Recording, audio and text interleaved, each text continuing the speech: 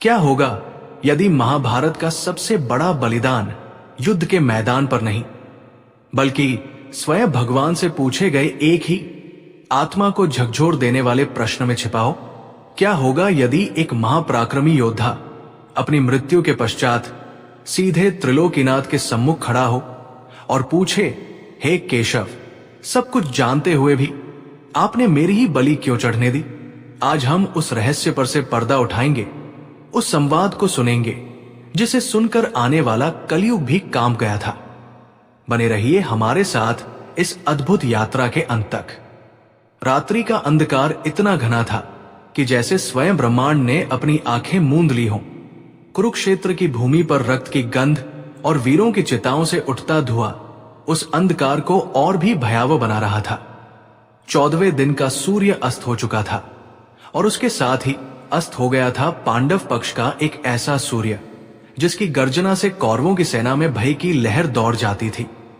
वो था हिडिंबा का पुत्र, पवन पुत्र भीम का लाडला, मायावी शक्तियों का स्वामी घटोत्कच।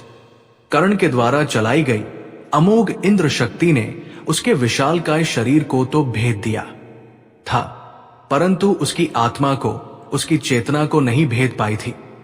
मृत्यु का शीतल स्पर्श जब उसकी चेतना पर हुआ तो उसे पीड़ा नहीं बल्कि एक अजीब सी शांति का अनुभव हुआ। उसका विशाल शरीर जब धरती पर गिरा तो ऐसा लगा मानो कोई पर्वत शिखर टूटकर गिर पड़ा हो और उसके भार से ही हजारों कौरव सैनिक काल के गाल में समा गए थे। मरते मरते भी वो धर्म की ही रक्षा कर गया था। अपनी मृत्यु के पश्चात उसकी आत्मा एक सूक्ष्म प्रकाशपुंज के रूप में अपने ही निश्चेष्ट शरीर को देख रही थी। उसने देखा कि कैसे उसके पिता भीमसेन क्रोध और शोक से उन्मत्त होकर विलाप कर रहे हैं, कैसे माता कुंती और द्रौपदी के शिविर में आर्तनाद गूंज रहा है। उसने देखा कि कैसे अर्जुन, जिसकी रक्षा के लिए वो स्वयं काल का ग्रास बन गया, उसकी आंखों में कृतज्ञता के साथ साथ आत्मग्लानि के आंसू भी थे। ये सब देखकर उसका हृदय द्रवित हो उठा, परंतु एक दृश्य ने उसे आश्चर्य में डाल दिया। जहां पूरा पांडव खेमा शोक में डूबा था, वही एक रथ पर बैठे उसके प्रिय, उसके आराध्य योगेश्वर श्री कृष्ण के मुख पर एक रहस्यमयी मुस्कान थी। ये मुस्कान विजय की नहीं थी, ये किसी षड्यंत्र के सफल होने की भी नहीं थी। ये मुस्कान बहुत गहरी थी, बहुत शांत थी, जैसे कोई कुशल माली एक सुंदर पुष्प को तोड़कर अपने इष्ट को अर्पित करने के बाद अनुभव करता है। श्री कृष्ण की वो मुस्कान घटोत्कच के हृदय में एक प्रश्न बनकर चुप गई। वो जानता था, वो अपनी मायावी शक्तियों से ये भली भांति जानता था कि वासुदेव चाहते तो उस शक्ति को पल भर में निष्क्रिय कर सकते थे। वो चाहते तो कर्ण को भ्रमित कर सकते थे, वो चाहते तो उसे युद्ध के उस भाग में जाने से रोक सकते थे, परंतु उन्होंने ऐसा कुछ नहीं किया, बल्कि उन्होंने तो उसे उत्साहित किया था। उन्होंने ही तो कहा था, जाओ घटोत्कच, आज तुम्हारे पराक्रम की परीक्षा है। दिखा दो कि एक राक्षस कुल में जन्मा वीर भी धर्म के लिए क्या कुछ कर सकता है। और अब ये परिणाम, ये बलिदान और ये रहस्यमयी मुस्कान उसकी आत्मा अब और सहन नहीं कर सकी। एक दिव्य आकर्षण उसे खींचकर श्री कृष्ण के सम्मुख ले गया। वो स्थान न तो मृत्युलोक था, न देवलोक। वो समय और स्थान से परे एक चेतन अवस्था थी, जहां केवल दो ही सत्ताएं थी, एक प्रश्न पूछती आत्मा और दूसरी संपूर्ण ब्रह्मांड के प्रश्नों का उत्तर अपने भीतर समाये हुए परम आत्मा। घटोत्कच ने हाथ जोड़कर अपनी समस्त विनम्रता को समेटकर अपने मन में उमड़ते घुमड़ते सवालों के बवंडर को एक ही प्रश्न में पिरोकर पूछा, हे केशव, हे मेरे प्रभु, मैं आपका भक्त, पांडवों का सेवक, इस धर्म युद्ध का एक सैनिक। मैं जानता था कि ये इंद्र शक्ति मेरे भ्राता अर्जुन के लिए रखी गई थी, और मैं ये भी अनुभव कर रहा था कि आज आप मुझे जानबूझकर कर्ण के सम्मुख धकेल रहे हैं। मैं सहर्ष मृत्यु को प्राप्त हुआ, क्योंकि मुझे आपके विधान पर कोई शंका नहीं थी। परंतु अब जब मैं इस भौतिक शरीर के बंधन से मुक्त हूं, तो मेरा मन ये जानने के लिए व्याकुल है प्रभु कि मेरी ही बलि क्यों? क्या मेरा जीवन, मेरा पराक्रम मेरा समर्पण अर्जुन के जीवन से कम मूल्यवान था? हे नारायण, मुझे इस द्वंद्व से मुक्त करें। मुझे बताएं कि मेरे इस बलिदान के पीछे आपका क्या गूढ़ रहस्य छिपा था।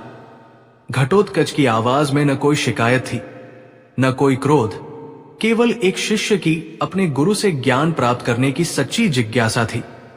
उसकी आंखों से अविरल अश्रुधारा बह रही थी, जो उसके हृदय की पीड़ा और भक्ति को एक साथ प्रकट कर रही थी। वो उस उत्तर की प्रतीक्षा में था, जो न केवल उसकी जिज्ञासा को शांत करने वाला था, बल्कि आने वाले युगों के लिए एक महान सत्य को स्थापित करने वाला था। श्री कृष्ण ने अपनी मनमोहक मुस्कान को और भी गहरा करते हुए घटोत्कच को देखा। उनकी आंखों में वात्सल्य का सागर उमड़ रहा था। उन्होंने कुछ कहा नहीं, बस उसे देखते रहे, और उनका मौन ही जैसे हजारों ग्रंथों से भी गहरा अर्थ कह रहा था। वो मौन कह रहा था, धैर्य रखो वत्स, तुम्हारा प्रश्न तुम्हारी भक्ति का ही प्रमाण है, और इसका उत्तर तुम्हें अवश्य मिलेगा।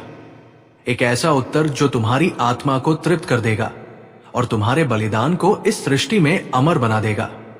कुरुक्षेत्र के मैदान में भले ही रात्रि का अंधकार था, परंतु उस दिव्य आयाम में श्री कृष्ण की उपस्थिति से करोड़ों सूर्यों का प्रकाश फैल रहा था, और उस प्रकाश के मध्य में एक भक्त अपने भगवान से अपने अस्तित्व का अर्थ पूछ रहा था।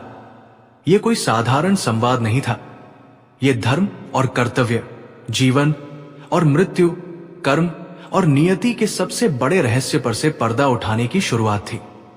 अगर आपको घटोत्कच की इस भक्ति और उसके इस गहरे प्रश्न ने छुआ है, तो इस कथा को अपना प्रेम दे, नीचे लाइक का बटन दबाएं और कमेंट में जय श्री कृष्ण अवश्य लिखें। आपका एक कमेंट हमें ऐसी ही और भी गहरी कथाएं आप तक लाने की प्रेरणा देता है। और हां, यदि आप पहली बार हमारे साथ जुड़े हैं तो चैनल को सब्सक्राइब करना न भूलें। असली रहस्य तो अब खुलने वाला है। घटोत्कच की आत्मा कांप रही थी, परंतु भय से नहीं, बल्कि उस दिव्य ऊर्जा के अनुभव से जो श्री कृष्ण के मौन से भी प्रवाहित हो रही थी।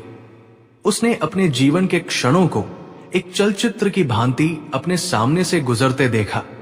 उसे अपनी माता हिडिंबा का चेहरा याद आया, जिन्होंने उसे पाला पोसा और हमेशा यही सिखाया कि यद्यपि तुम राक्षस कुल में जन्मे हो, परंतु तुम्हारे पिता एक आर्य है और तुम्हारे हृदय में धर्म का वास होना चाहिए। उसे अपने पिता भीमसेन का वो विशालकाय स्नेह स्मरण हो आया। जब वो पहली बार उनसे मिला था, तो कैसे उसके पिता ने उसे अपनी छाती से लगाकर आकाश में उछाल दिया था। उसे अपने भाइयों अभिमन्यु और अर्जुन के साथ बिताए हुए पल याद आए। वो जानता था कि वो शरीर से उनसे भिन्न है, परंतु आत्मा से वो सब एक थे, एक ही धर्म के पथ के राही। उसे याद आया कि कैसे युद्ध से पहले माता कुंती ने उसके मस्तक पर हाथ फेरकर कहा था, पुत्र, इस युद्ध में अपने भाइयों की ढाल बनकर रहना। और उसने अपना वचन निभाया था। उसने अपनी अंतिम सांस तक अपने भाइयों की रक्षा की। ये सारे विचार उसके मन में एक पल में कौंध गए और उसकी आंखों से बहते अश्रु और भी घने हो गए। उसने फिर से श्री कृष्ण के चरणों की ओर देखा, जो किसी ठोस धरती पर नहीं, बल्कि एक अनंत ब्रह्मांडीय कमल पर टिके हुए थे। श्री कृष्ण ने अपनी दृष्टि युद्ध भूमि पर डाली, जहां घटोत्कच का मृत शरीर पड़ा था, और फिर उन्होंने घटोत्कच की आत्मा से कहा, वत्स, अपने उस शरीर को देखो। घटोत्कच ने देखा उसका शरीर, जो कुछ समय पहले तक शक्ति और पराक्रम का प्रतीक था, अब केवल मांस और रक्त का एक ढेर था। परंतु उसने ये भी देखा कि उसके शरीर के भार से ही कौरव सेना का एक चौथाई भाग नष्ट हो गया था। उसकी मृत्यु ने भी पांडवों को एक बड़ी सामरिक बढ़त दिला दी थी। श्री कृष्ण ने कहा, घटोत्कच, तुम्हारा यह स्थूल शरीर नष्ट हो गया है, परंतु क्या तुम्हारी कीर्ति नष्ट हुई? क्या तुम्हारा पराक्रम भुलाया जा सकेगा? नहीं, जब तक ये सृष्टि रहेगी, जब तक धर्म का नाम लिया जाएगा, तब तक महाभारत के इस महानायक को कोई नहीं भुला पाएगा। घटोत्कच ने हाथ जोड़कर कहा, प्रभु, कीर्ति और पराक्रम की इच्छा से मैंने ये बलिदान नहीं दिया। मैंने तो केवल आपके आदेश का पालन किया, एक सेवक का धर्म निभाया। मेरी जिज्ञासा तो केवल ये है कि इस सेवक को ही इस सेवा के लिए क्यों चुना गया। ये प्रश्न सुनकर श्री कृष्ण की मुस्कान में एक गंभीरता आ गई। उन्होंने अपनी दृष्टि को अनंत में कहीं टिका दिया, जैसे वो आने वाले समय को, भविष्य के गर्भ में छिपे सत्य को देख रहे हों। उन्होंने कहा, घटोत्कच, तुम्हारे इस प्रश्न में केवल तुम्हारी ही नहीं बल्कि आने वाली असंख्य पीढ़ियों की जिज्ञासा छिपी है, इसलिए इसका उत्तर भी उतना ही गहरा और विस्तृत होगा। तुम्हारा बलिदान केवल अर्जुन के प्राणों की रक्षा के लिए नहीं था, वो तो उसका एक तात्कालिक परिणाम मात्र था। इसका असली कारण कहीं अधिक गहरा है, एक ऐसा कारण जो सीधे आने वाले युग कलयुग से जुड़ा है। कलयुग का नाम सुनते ही घटोत्कच की आत्मा सिहर उठी। उसने शास्त्रों में उस आने वाले घोर अंधकारमय युग के बारे में सुना था, जहां धर्म का क्षय होगा, अधर्म का बोलबाला होगा और मनुष्य अपने मूल्यों से भटक जाएगा। उसने व्याकुलता से पूछा, कलयुग से? प्रभु, मेरे बलिदान का कलयुग से क्या संबंध हो सकता है? मैं तो इस द्वापर युग में जन्मा और इसी युग में आपके चरणों में विलीन हो गया। श्री कृष्ण ने अपनी दृष्टि घटोत्कच पर स्थिर की और उनके नेत्रों में एक ऐसी करुणा थी जो किसी भी आत्मा को पिघला दे। उन्होंने कहा, वत्स, यही तो तुम्हें समझना है। तुम केवल एक व्यक्ति नहीं हो, तुम एक प्रतीक हो। तुम शक्ति के, पराक्रम के और एक विशेष कुल के प्रतीक हो। श्री कृष्ण एक पल के लिए रुके, जैसे वो घटोत्कच को अपने शब्दों के भार को समझने का अवसर दे रहे हों। युद्ध भूमि से आती हुई चीत्कारें और घोड़ों की हिनहिनाहट अब उस दिव्य आयाम में सुनाई नहीं दे रही थी। वहां केवल शांति थी और उस शांति को भंग कर रहे थे केवल श्री कृष्ण के शब्द, जो किसी भी संगीत से अधिक मधुर और किसी भी शस्त्र से अधिक शक्तिशाली थे। उन्होंने आगे कहना आरंभ किया, घटोत्कच, सोचो, यदि तुम इस युद्ध के बाद जीवित रहते। श्री कृष्ण का ये अधूरा वाक्य ही वो रहस्य है जो कलयुग के सबसे बड़े भय को उजागर करने वाला है। अगर घटोत्कच जीवित रहता तो ऐसा क्या हो जाता जिससे स्वयं धर्म पर संकट आ सकता था? क्या घटोत्कच का जीवित रहना अर्जुन के जीवित रहने से भी अधिक संकटपूर्ण था? इन सभी प्रश्नों का उत्तर छिपा है श्री कृष्ण के उस जवाब में। ये जानने के लिए कि घटोत्कच की बलि के पीछे का असली चौंकाने वाला रहस्य क्या था, हमारे साथ बने रहें। अभी हमारे चैनल को सब्सक्राइब करें और नोटिफिकेशन की घंटी को दबा दें, क्योंकि जो सत्य आप जानेंगे वो आपके सोचने का दृष्टिकोण हमेशा के लिए बदल सकता है। श्री कृष्ण ने अपनी दृष्टि को अनंत में कहीं टिका दिया, जैसे वो आने वाले समय को, भविष्य के गर्भ में छिपे सत्य को देख रहे हों। उन्होंने कहा, घटोत्कच, सोचो, यदि तुम इस युद्ध के बाद जीवित रहते। ये अधूरा वाक्य उस दिव्य आयाम में किसी विशाल घंटे की ध्वनि की तरह गूंजता रहा। घटोत्कच की चेतना का हर एक कण उस वाक्य के पूर्ण होने की प्रतीक्षा में स्थिर हो गया था। उसके मन में सहस्त्रों विचार एक साथ दौड़ पड़े। यदि मैं जीवित रहता तो क्या होता? मैं अपने पिता भीमसेन के साथ हस्तिनापुर में रहता। मैं अपने भाइयों के साथ धर्म के राज्य की स्थापना में सहयोग करता। मैं अपनी प्रजा का पालन करता। मेरे पुत्र और पौत्र होते। मैं धर्म का ही तो आचरण करता प्रभु। फिर मेरे जीवित रहने से क्या अनर्थ हो जाता? श्री कृष्ण ने घटोत्कच के मन में उठते इन अनकहे प्रश्नों को पढ़ लिया था। उनकी मुस्कान में अब एक शिक्षक का भाव था, जो अपने सबसे प्रिय शिष्य को ब्रह्मांड का सबसे गूढ़ ज्ञान देने जा रहा हो। उन्होंने कहा, वत्स, इसमें कोई संदेह नहीं है कि तुम धर्म का ही पालन करते। तुम्हारा हृदय स्वर्ण से भी अधिक शुद्ध है और तुम्हारी भुजाओं में पर्वतों को चूर्ण करने का बल है। युद्ध के पश्चात जब धर्मराज युधिष्ठिर सम्राट बनते तो तुम्हें एक महत्वपूर्ण पद, एक विशाल राज्य का स्वामित्व प्राप्त होता। तुम्हारी कीर्ति देख दिगंत में फैल जाती। लोग तुम्हारी पूजा करते, तुम्हारे मंदिर बनते और तुम एक महानायक के रूप में स्थापित हो जाते। ये सुनकर घटोत्कच के मन को एक क्षण के लिए संतोष मिला। ये तो एक सुंदर भविष्य था, इसमें गलत क्या था? परंतु वो जानता था कि केशव की बात इतनी सरल नहीं हो सकती। इसके पीछे अवश्य कोई गहरा रहस्य है। श्री कृष्ण ने आगे कहा, परंतु वत्स, समस्या तुम्हारे साथ नहीं, आने वाले समय के साथ है। वो युग जिसे कलयुग कहते हैं, वो गुणों का नहीं प्रवृत्तियों का युग है। वो सत्य का नहीं धारणाओं का युग है। उस युग में मनुष्य की चेतना इतनी मलिन हो जाएगी कि वो हर वस्तु को अपने स्वार्थ के चश्मे से देखेगा। वो ईश्वर को भी अपनी कामनाओं की पूर्ति का एक साधन मात्र समझेगा। अब मैं तुम्हें जो दिखाने जा रहा हूं, उसे देखने के लिए अपने हृदय को कठोर कर लेना, क्योंकि सत्य कभी कभी अत्यंत भयावह होता है। इतना कहकर श्री कृष्ण ने अपनी तर्जनी उंगली उठाई और उस उंगली के अग्रभाग से एक नीला प्रकाश निकला, जो सीधा घटोत्कच की आत्मा के केंद्र में समा गया। एक पल के लिए घटोत्कच को लगा जैसे वो सहस्त्रों सूर्यों के प्रकाश में विलीन हो गया हो, और अगले ही पल वो समय की धारा में बहता हुआ भविष्य में पहुंच गया। उसने देखा कुरुक्षेत्र की भूमि शांत हो चुकी है, युद्ध समाप्त हो गया है, हस्तिनापुर में धर्म का ध्वज लहरा रहा है, और जैसा श्री कृष्ण ने कहा था उसकी कीर्ति चारों ओर फैल रही है। लोग उसे एक जीवित किंवदंती मानते हैं। उसके पराक्रम की गाथाएं गाई जा रही है। उसके विशालकाय स्वरूप और उसकी मायावी शक्तियों की चर्चा हर घर में हो रही है। कुछ वर्षों बाद उसने देखा कि लोग उसकी पूजा कर रहे हैं। छोटे छोटे मंदिर बन रहे हैं जहां उसकी एक विशाल बलशाली मूर्ति स्थापित है। लोग उससे शक्ति मांगते हैं, बल मांगते हैं, शत्रुओं पर विजय मांगते हैं। यहां तक सब कुछ ठीक था। घटोत्कच को यह देखकर गर्व का अनुभव हुआ कि वो लोगों के जीवन में सकारात्मक ऊर्जा का संचार कर रहा है। परंतु फिर समय का पहिया और तेजी से घुमा। सदियां बीतने लगी, द्वापर का तेज क्षीण होने लगा और कलयुग का अंधकार धीरे धीरे पृथ्वी को अपनी चपेट में लेने लगा। अब घटोत्कच ने जो देखा उससे उसकी आत्मा कांप उठी।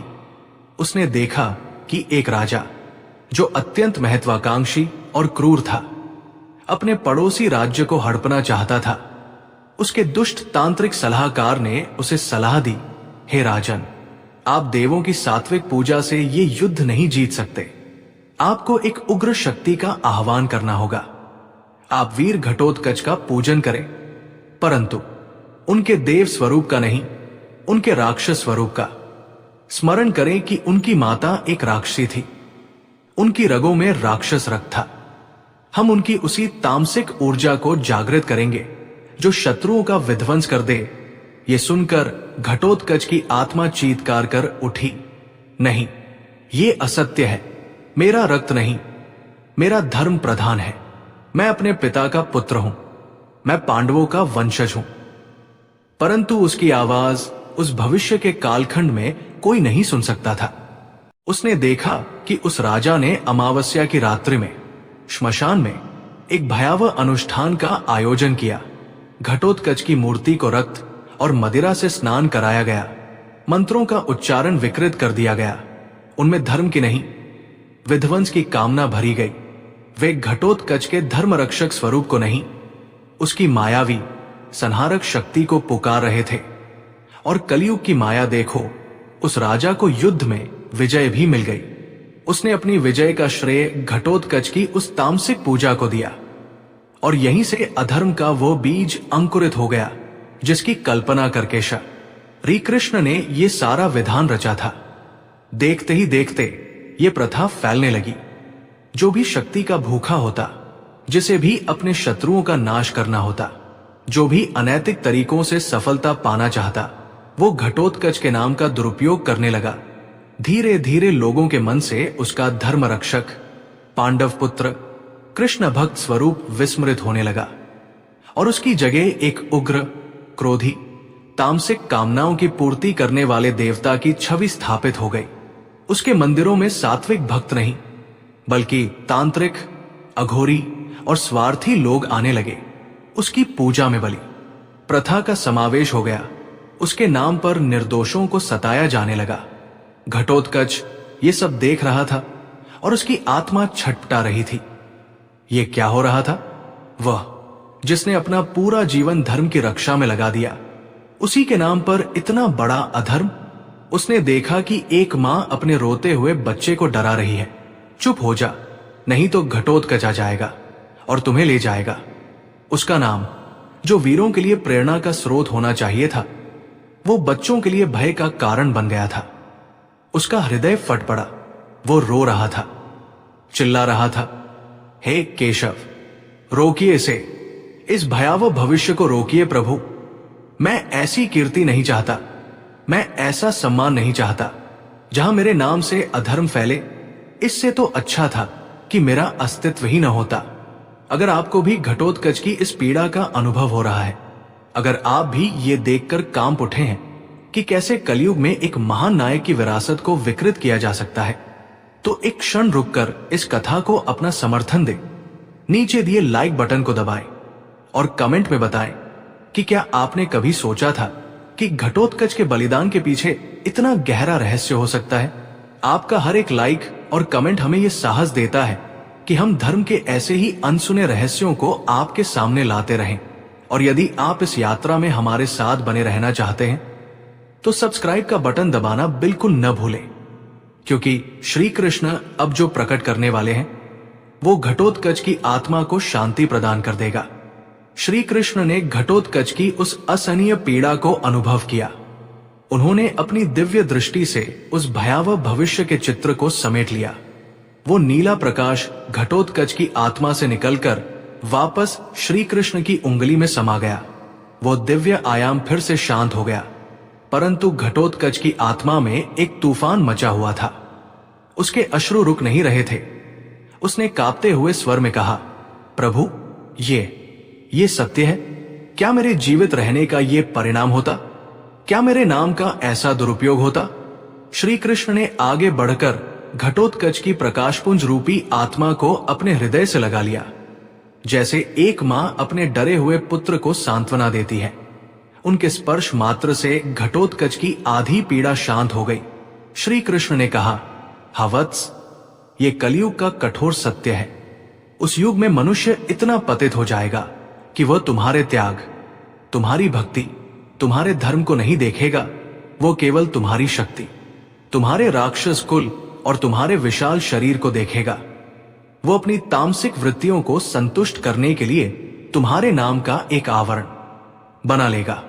तुम जो मेरे भक्त हो, तुम्हारे नाम पर लोग मेरी ही बनाई हुई सृष्टि का अहित करेंगे। बताओ वत्स, क्या तुम ये सहन कर पाते? क्या तुम जीवित रहकर अपनी आंखों से अपने ही नाम को धर्म से अधर्म की ओर जाते हुए देख पाते?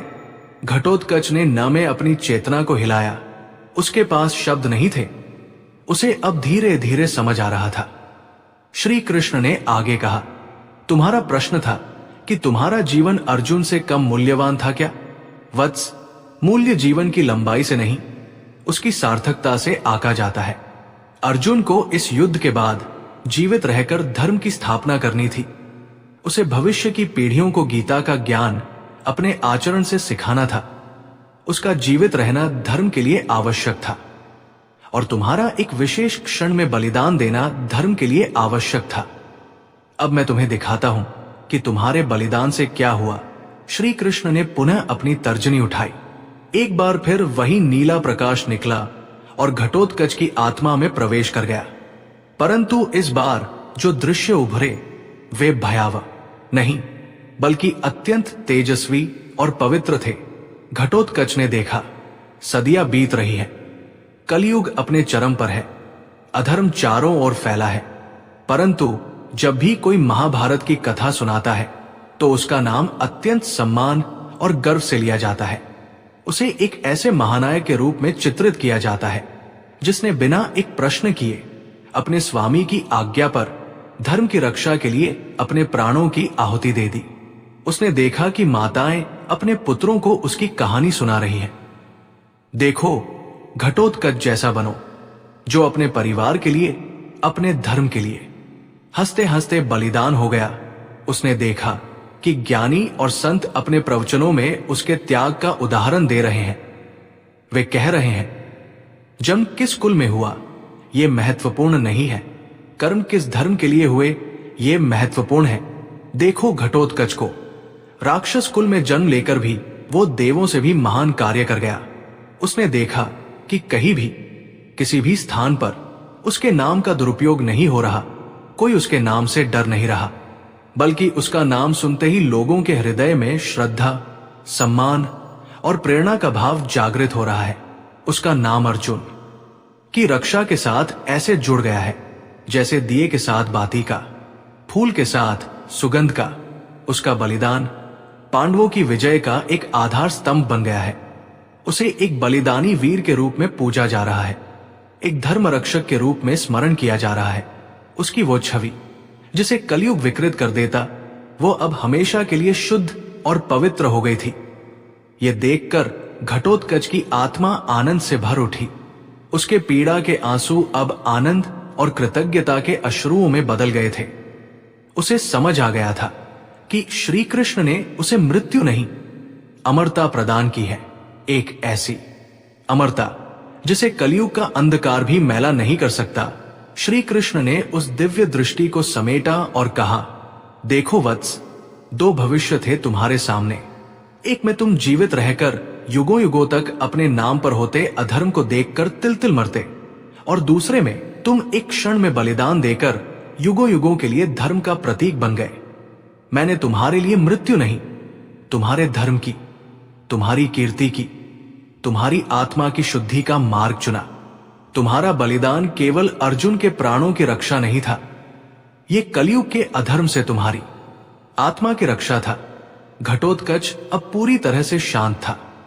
उसके सारे द्वंद्व, सारे प्रश्न, सारी शंकाएं मिट चुकी थी।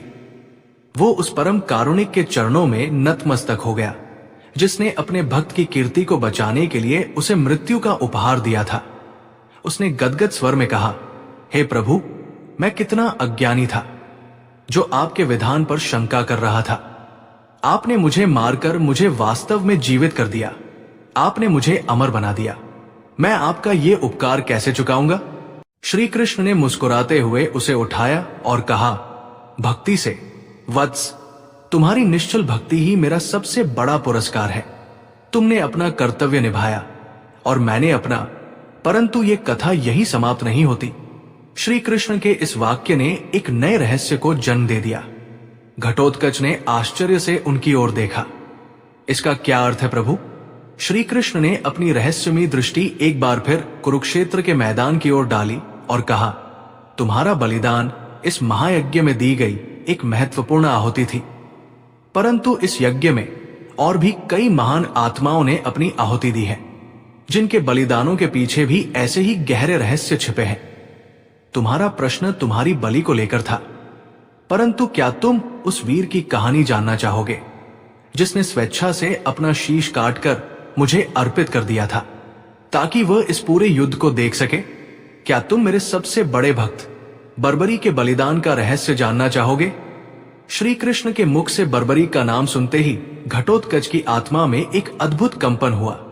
यह नाम उसके लिए अनजाना नहीं था, ये तो उसके अपने ही पुत्र का नाम था, वीर बर्बरीक, जो उससे भी अधिक मायावी शक्तियों का स्वामी था, जिसके पराक्रम की गाथाएं उसने देवर्षि नारद से सुनी थी, परंतु वो तो युद्ध में सम्मिलित ही नहीं हुआ था।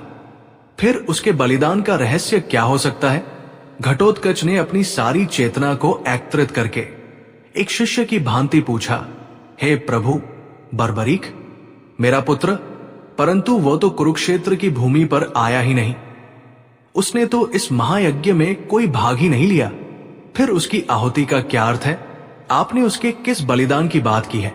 केशव, श्री कृष्ण के अधरों पर अब जो मुस्कान थी, उसमें वात्सल्य के साथ साथ एक गहरा गौरव भी था। जैसे कोई शिक्षक अपने दो सबसे मेधावी छात्रों की उपलब्धियों पर प्रसन्न हो रहा हो। उन्होंने कहा, वत्स घटोत्कच, तुमने धर्म के लिए अपने प्राणों की आहुति दी।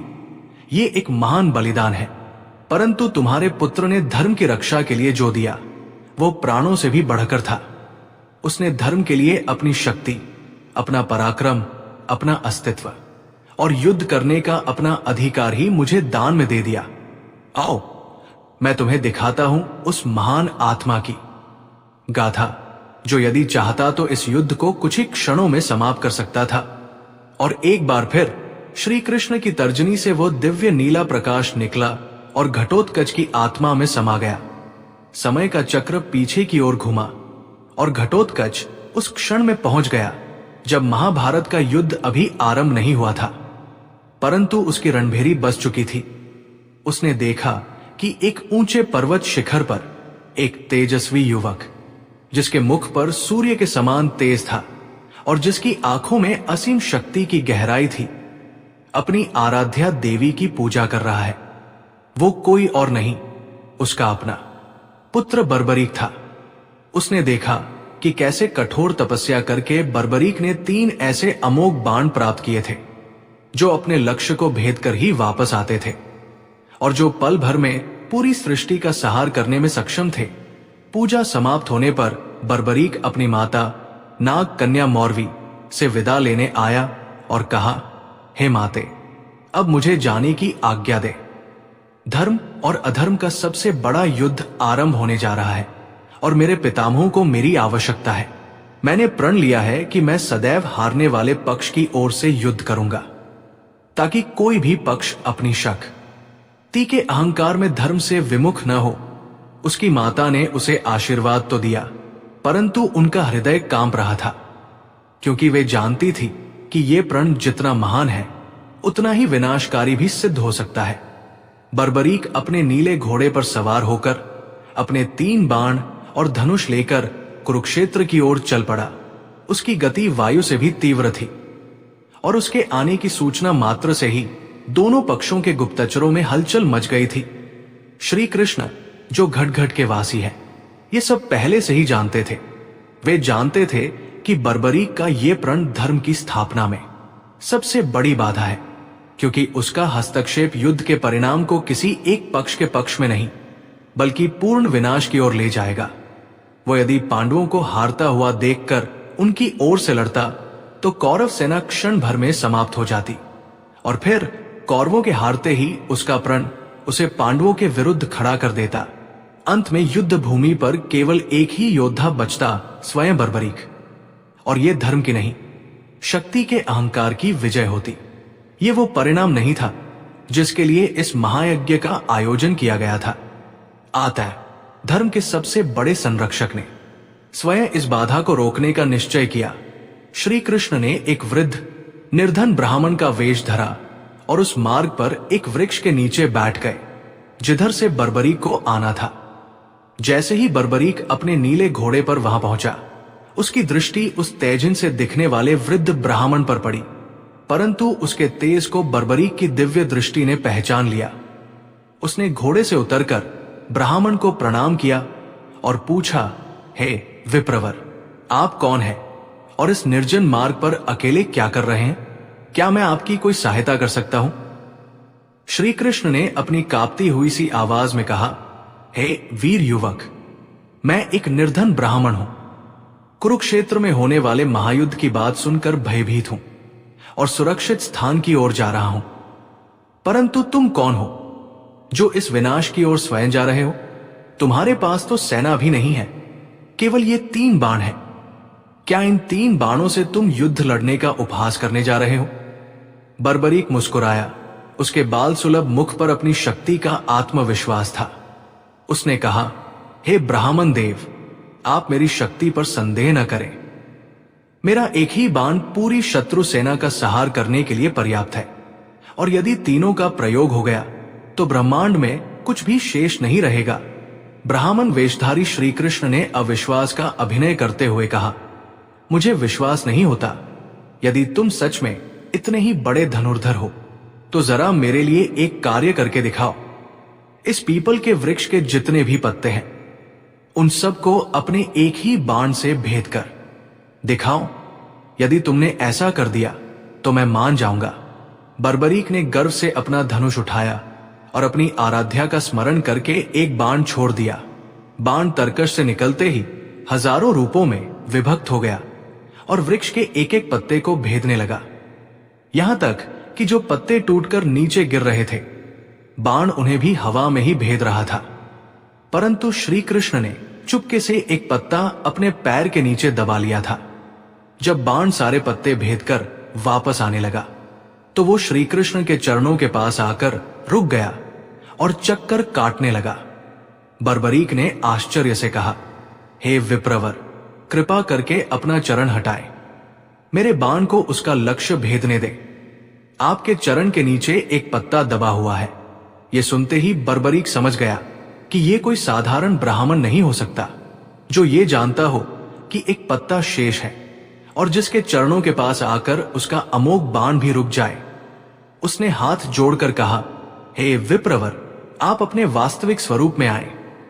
आप कोई साधारण मनुष्य नहीं हो सकते। तब श्री कृष्ण अपने चतुर्भुज दिव्य स्वरूप में प्रकट हुए। उनके उस विराट रूप को देखकर बर्बरीक की आंखों से अश्रुधारा बन निकली। वो उनके चरणों में गिर पड़ा और बोला, हे प्रभु, हे नारायण, मुझसे क्या भूल हुई? आपने मुझे छला क्यों? श्री कृष्ण ने उसे उठाकर हृदय से लगाया और कहा, पुत्र, मैंने तुम्हें छला नहीं, मैंने तुम्हारे विवेक को जगाया है। तुम्हारा प्रण महान है, परंतु अव्यवहारिक है। ये धर्म की नहीं, सर्वनाश की स्थापना करेगा। ये युद्ध केवल भूमि के एक टुकड़े के लिए नहीं हो रहा, ये आने वाली सहस्राब्दियों के लिए धर्म और अधर्म की परिभाषा स्थापित करने के लिए हो रहा है। इसमें हर पात्र की अपनी भूमिका है, हर मृत्यु का अपना अर्थ है। भीष्म की इच्छा मृत्यु, द्रोण का वध, कर्ण का दान और तुम्हारे पिता घटोत्कच का बलिदान, ये सब इस महायज्ञ न की आहुतियां है। तुम्हारी असीम शक्ति इस यज्ञ की अग्नि को ही बुझा देगी। इसलिए इस युद्ध को उसके नैसर्गिक परिणाम तक पहुंचने देना ही धर्म है। बर्बरीक को अब सब कुछ समझ आ गया था। उसका अहंकार, उसकी शक्ति का गर्व, सब कुछ श्री कृष्ण के चरणों में समर्पित हो चुका था। उसने हाथ जोड़कर कहा, हे प्रभु, तो मुझे आज्ञा दे। मेरे लिए क्या कर्तव्य है? मैं अपने इस जीवन और शक्ति का क्या करूं? तब श्री कृष्ण ने वो बात कही जिसे सुनकर देवलोक भी कांप गया। उन्होंने एक ब्राह्मण के रूप में, एक याचक के रूप में कहा, हे वीर श्रेष्ठ, इस युद्ध के आरंभ होने से पहले परंपरा के अनुसार सबसे महान क्षत्रिय के शीश की बलि दी जाती है, और इस समय तीनों लोकों में तुमसे महान क्षत्रिय कोई नहीं है। क्या तुम मुझे, इस याचक ब्राह्मण को, अपने शीश का दान दे सकते हो? यह सुनकर घटोत्कच की आत्मा भी सिहर उठी। अपने ही पुत्र से उसके शीश का दान, ये कैसी लीला है प्रभु की? परंतु बर्बरीक के मुख पर भय का लेश मात्र भी नहीं था। उसकी आंखों में एक दिव्य चमक थी। उसे समझ आ गया था कि प्रभु उसे सांसारिक विजय नहीं, आध्यात्मिक अमरता प्रदान कर रहे हैं। उसने मुस्कुराते हुए कहा, हे प्रभु, ये शीश आपका ही दिया हुआ है।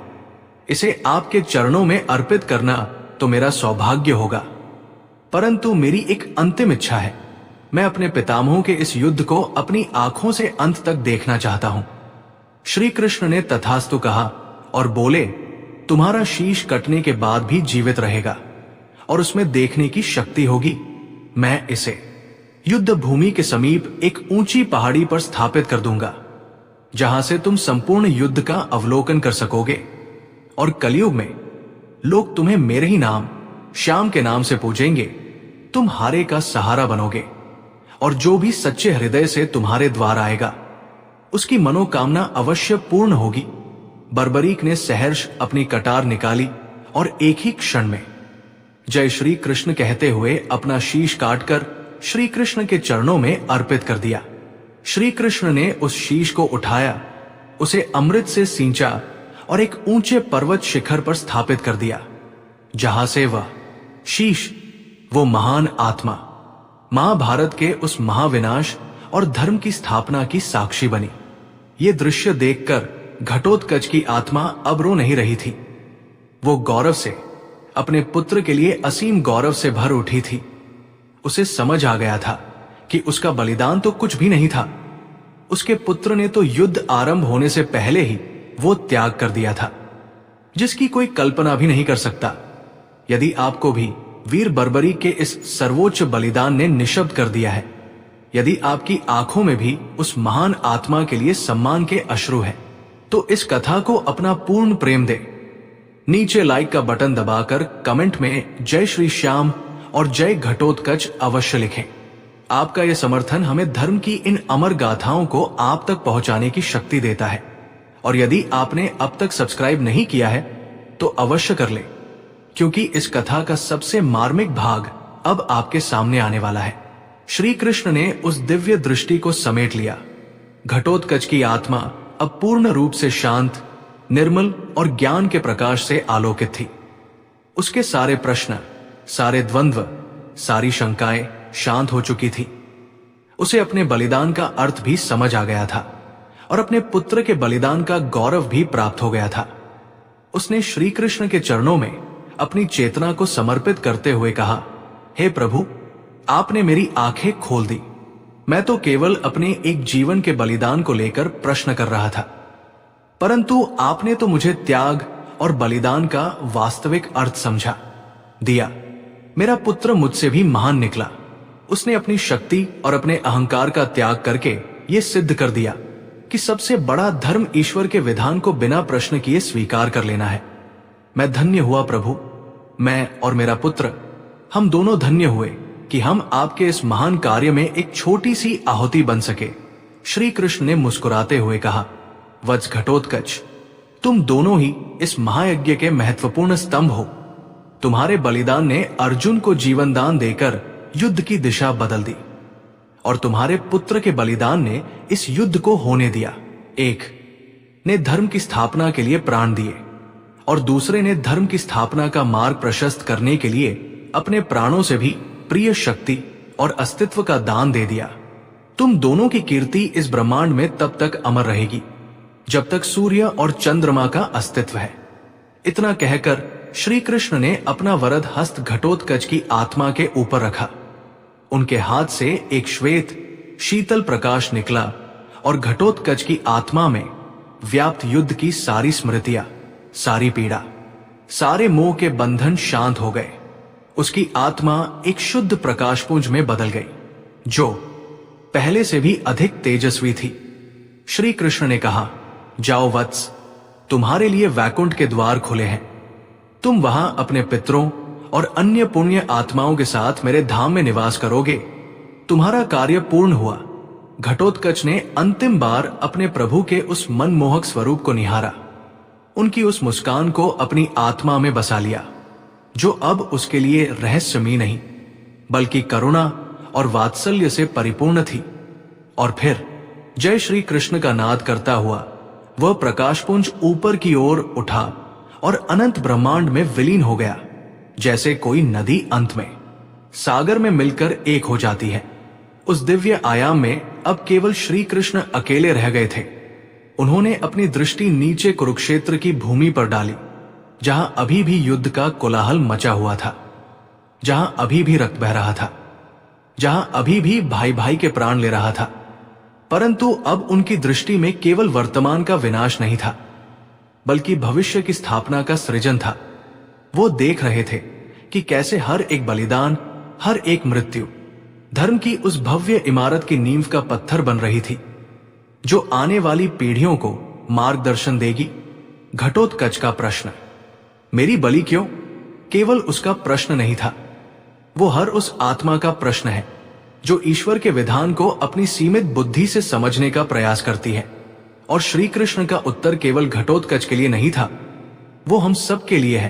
वो उत्तर ये है कि ईश्वर की योजना एक विशाल शतरंज के खेल की तरह है, जहां हर मोहरे का अपना महत्व है। हो सकता है कि एक प्यादे को एक हाथी को बचाने के लिए कुर्बान होना पड़े, परंतु उस कुर्बानी के बिना खेल जीता नहीं जा सकता। हमारा जीवन, हमारे सुख दुख, हमारी सफलता असफलता, सब उस दिव्य योजना का हिस्सा है।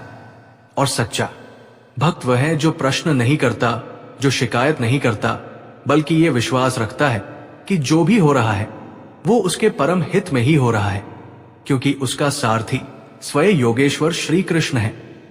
कथा का आरंभ एक प्रश्न से हुआ था और अंत एक गहरे विश्वास और संपूर्ण समर्पण पर हुआ। यही इस संवाद का, इस बलिदान का और इस जीवन का अंतिम सत्य है। जय श्री कृष्ण।